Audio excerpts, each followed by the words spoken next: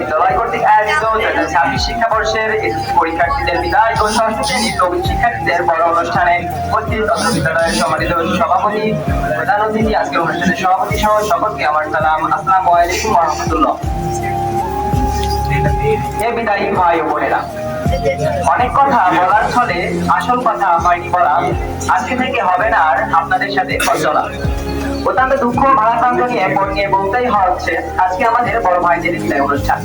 যদিও আমরা মনে করি এটা একটা বিদায়ের আনুষ্ঠানিকতা মাত্র, কারণ মন্দিরতায় বিদায় দেওয়া হয়তো সম্ভব না।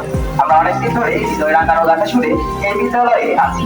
আমরা এখানে সবাই ভাইয়ের মতো ছিলাম, আপনারা আমাদের বড় ভাইয়ের মতো ছিলেন। এজন্য আপনাদের কাছ থেকে আমরা অনেক কিছু শিখেছি, আপনাদের অনুসরণ করে এগিয়ে গিয়েছি। এজন্য আমরা আপনাদের কাছে চিরকৃতজ্ঞ। কিন্তু ইচ্ছা না থাকা সত্ত্বেও আজকে আপনাদেরকে বিদায় জানাতে হচ্ছে। বিদায় সবাইকে নিতে হবে, কারণ সময়টা খুবই স্বল্প সময়। আর এই 5টি বছর আপনারা ছিলেন আমাদের ভাইয়ের মতো।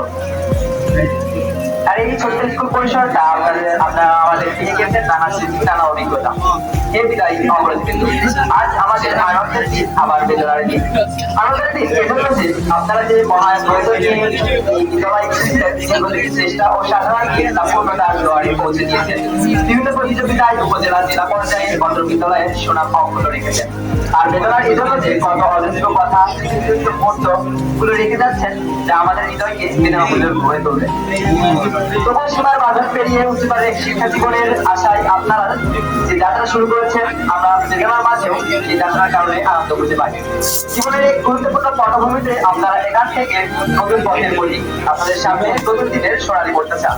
দীর্ঘদিন যাবৎ এই বিদ্যাপীঠ আপনাদের অবস্থানের মূল উদ্দেশ্য ছিল জ্ঞানের সাধনায় পরিষ্কার আত্মনিয়োগ করা। জোরদার জ্ঞান সাধনায় আজ আপনারা এই বিদ্যাপীঠের বাইরে নিয়ে যাচ্ছেন। সময় এবং ধৈর্য কখনো থেমে থাকে না। এজন্য সময়ের পারাক্রমে তোমরা আজ বিদায় নিচ্ছ। হয়তো বা কয়েকদিন পর আমরাও এই বিদ্যাপীঠ ছেড়ে বিদায় নিব।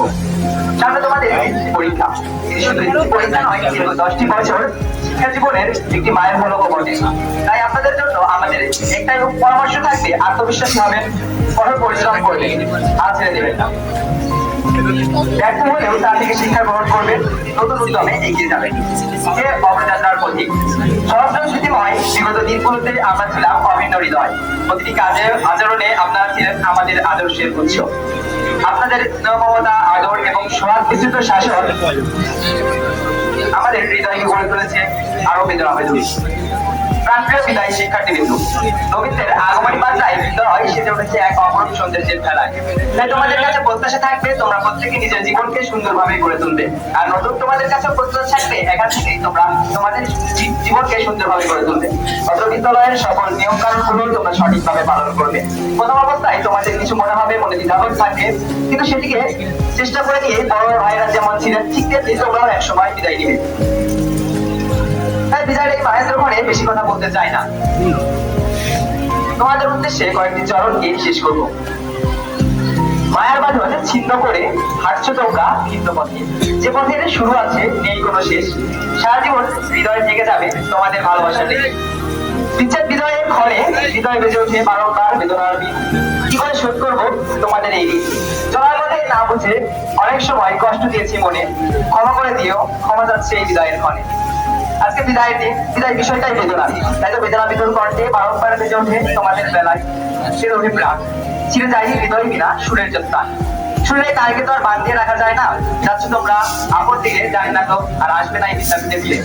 যেখানে থাকো ভালো থেকো, আর আমাদের মনে রেখো, আমাদের জন্য দোয়া করো। তোমাদের জন্য সর্বদা আমাদের দোয়া থাকবে, তোমরা একটি গৌরবময় সাফল্যময় দিনের প্রত্যাশা করবে।